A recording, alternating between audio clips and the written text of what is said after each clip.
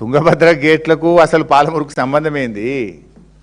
తుంగభద్ర గేట్లు ఇదివరకు కూడా ఉన్నాయి, మధ్యలో ఖరాబ్ అయితే వాటిని రిపేర్ చేసి మళ్ళీ గేట్లు పెట్టినరు. ఇదివరకు గేట్లు ఉన్నప్పుడు ఆర్డీఎస్కి ఏమైనా నీళ్ళు వచ్చినాయా? 15.9 కొత్తగా గేట్లు పెడితే నీళ్ళు వస్తాయి. గదే అడుగుతున్నాం. మరి నువ్వు ఆ తుంగభద్ర మీటింగ్లా గేట్ల మీటింగ్లా గొప్ప ఒప్పందం జరిగింది, చారిత్రక ఒప్పందం అవుతుంది, సిఆర్ పాటిల్ చేతిలో పెట్టేచ్చినా అంటున్నావు.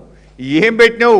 ఆ సిఆర్ పాటిల్ నీ చేతిలో లేడు, చంద్రబాబు నాయుడు చేతుల్లో ఉన్నాడు. కేంద్ర ప్రభుత్వం చంద్రబాబు నాయుడు చేతుల్లో ఉన్నది. ఆడ కేంద్ర జలవనరుల శాఖ కార్యదర్శి ఆంధ్రప్రదేశ్ నుంచి ఉన్నాడు, చంద్రబాబు చేతిలో ఉన్నాడు. తెలంగాణకు నష్టం జరుగుద్దని మా ఆందోళన.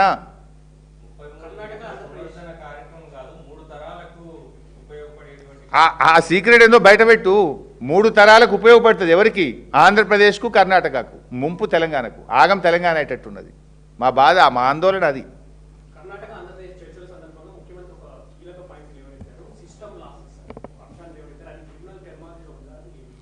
ఎక్కడ కూడా అటువంటివి లేవు ముఖ్యమంత్రి గారు. అందుకే మేము దీని మీద అసెంబ్లీలో చర్చ పెట్టండి అంటున్నాం మేము. ఎందుకంటే నువ్వు లోపల నీళ్ళ మంత్రిని బయట కూర్చుండబెట్టుడు ఏంది? నాకు అర్థమే కాలే.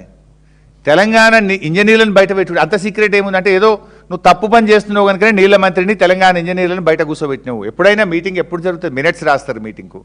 ఇంత పెద్ద హై లెవెల్ మీటింగ్ జరిగినప్పుడు కేంద్ర జలవనరుల శాఖ మంత్రి, 3 ముఖ్యమంత్రులు కూర్చొని మాట్లాడుకున్నప్పుడు ఆ మినిట్స్ ఆఫ్ ద మీటింగ్ ఏందో బయట పెట్టండి. Why it is so secret? ఇప్పుడు నువ్వేమంటున్నావు? మొత్తం మా భవిష్యత్ అంతా సిఆర్ పాటిల్ చేతిలో పెట్టినా అంటున్నావు. మరి ఆ సిఆర్ పాటిల్ ఎవరి చేతులు ఉన్నాడు? రేపు సిఆర్ పాటిల్ తప్పుడు నిర్ణయం తీసుకుంటే దానికి ఎవరు బాధ్యత వహించాలి? మీ 3 కలిసి మాట్లాడుకున్న మినిట్స్ ఏందో ఈ రాష్ట్ర ప్రజల ముందు పెట్టాలి. Because we are the stakeholders. తెలంగాణలో ఉండే ప్రతి రైతుకు తెలుసుకునే హక్కు ఉంటుంది. తెలంగాణలో పుట్టి పెరిగిన ప్రతి పౌరుడు, తెలంగాణలో నివసించే ప్రతి పౌరుడికి తెలుసుకునే హక్కు ఉంటుంది. ఎందుకంటే పొద్దుగాలేస్తే మంచినీళ్ళు తాగాలి కదా. పొద్దుగాలేస్తే మంచినీళ్ళు కావాలన్నా, వ్యవసాయం చేయాలంటే సాగునీరు కావాలన్నా, పరిశ్రమలకు నీరు కావాలన్నా కృష్ణా గోదావరి జలాలే కదా. అక్కడ మన హక్కులు కోల్పోతే రేపు శాశ్వతంగా తెలంగాణ నష్టపోతుంది కదా.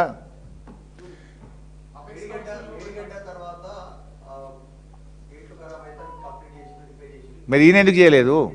ఇప్పుడు అది 2 సంవత్సరాల్లో తుంగభద్ర గేట్లు రిపేర్ చేసేసినారు. నువ్వే పోయి ఇనాగ్రేషన్కు నువ్వు కూడా పోయినావు. మరి 2.5 సంవత్సరాల నుంచి మేడిగడ్డ గేట్లు ఎందుకు రిపేర్ చేయలేదు? మేడిగడ్డలో మొత్తం గేట్లు కూడా కాదు, కేవలం 7th బ్లాక్, 7వ బ్లాక్ ఒక్కటి చేయాలి. 2 నెలల తుంగభద్రని పోయి ఇనాగ్రేషన్ పోయి కదా, చూసి నేర్చుకొని కనీసం ఇదన్నా చేయి 5-6 నెలల.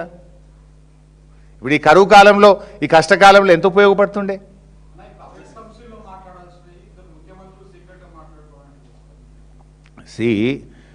అపెక్స్ కౌన్సిల్లో ఇష్యూ వచ్చినప్పుడు పరిష్కారానికి మాట్లాడాలి. మీరు 3 సీక్రెట్గా మాట్లాడితే మాకు డౌట్ ఏంటంటే ఇక్కడ చాలా ఇంటర్లింకింగ్ ఉన్నాయి. ఒక్కొక్క ఇష్యూ ఒకదానికొకటి ఇంటర్లింక్ అయి ఉన్నది. మీరు 3 మాట్లాడి అందులో తెలంగాణ ఇంజనీర్లు లేకుండా, పేపర్ మీద ఏం రాయకుండా, మినిట్స్ బయట పెట్టకుండా మీరే మాట్లాడితే తెలంగాణకు ఏదైనా శాశ్వతంగా నష్టం జరిగే ప్రమాదం ఉంది అనేటువంటిది మాకు తెలుస్తున్నది. ఇప్పటికే కొన్ని ప్రధాన పత్రికల్లో పతాక శీర్షికన వార్తలు వచ్చినాయి. సుజలాం సుఫలాం, ఆంధ్రప్రదేశ్ సుజలాం, కర్ణాటక సుఫలాం, తెలంగాణ నిష్ఫలమవుతుంది. అది కావద్దు అని మా ఆందోళన. నిజంగా అంత గొప్ప పని ఏదైనా చేసి ఉంటే కమాన్ బయట పెట్టు. Why that secrecy? చెప్పు, ఆల్ పార్టీ మీటింగ్ పెట్టి చెప్పు ఏం చేస్తున్నావో. ఆల్రెడీ మేము ఒక నిర్ణయానికి వచ్చాం, ఒప్పందం జరిగింది అని చెప్పేస్తున్నాడు రేవంత్ రెడ్డి. ఏంటా ఒప్పందము? ప్రజలకు తెలవాలి కదా. ఇంత పెద్ద ముఖ్యమైన నిర్ణయం తీసుకున్నప్పుడు శాసనసభను సమావేశపరిచి చెప్పాలి కదా. ఉత్తమ్ కుమార్ రెడ్డికి అసలు ఆయనకు పౌరుషం ఉంటే ఆయన మీటింగ్లో పోవాలి, లేదా వాకౌట్ చేసి రావాలి. అది పక్కపూట కుర్చీలో కూడా కూర్చోబెట్టలే. పక్కపూట కుర్చీలో కూర్చుంటే లావట్టి అటు మూలకు పంపించి ఆయన ఎవరు పై అవలకేశం తెచ్చి పక్క కూర్చోబెట్టుకున్నాడు.